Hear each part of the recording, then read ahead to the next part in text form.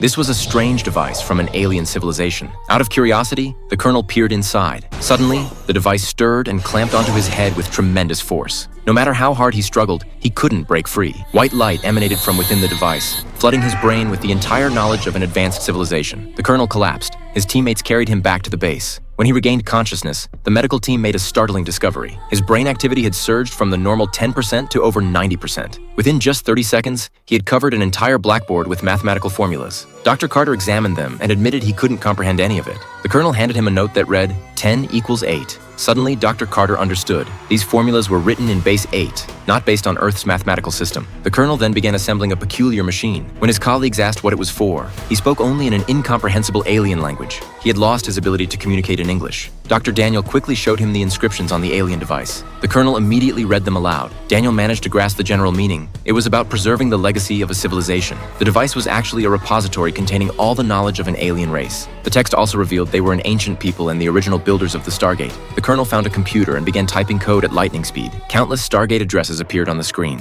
The mathematical formulas on the blackboard were designed to calculate the current locations of Stargates throughout the galaxy. He typed a message on the computer. He needed to travel somewhere specific to save himself, but no one knew exactly where. Once the strange machine was assembled, the colonel connected it to the Stargate's power system. Dr. Carter noticed the energy supply had skyrocketed to 10 times its normal output. She couldn't understand why he needed such massive amounts of power or where he intended to go. The Stargate control system began dialing automatically. Moments later, the gate established a connection. Dr. Carter was astonished to discover the wormhole had linked to a distant galaxy far beyond the Milky Way. This explained the enormous energy requirements. Without hesitation, the colonel stepped through the gate. After traversing an extraordinarily long wormhole, he arrived in a vast hall. Slowly raising his head, he saw two slender figures. Throughout the expansive chamber stood many more of these diminutive aliens. The colonel spoke to them in the ancient alien tongue, pleading for help. They understood him. One of the aliens raised a device and directed a beam of light at the colonel's head. He immediately returned to normal. He tried speaking to the aliens in English, and to his surprise, they responded in English as well. The colonel was puzzled. How did they know Earth's language? The aliens explained they spoke many languages and had secretly studied humanity for quite some time.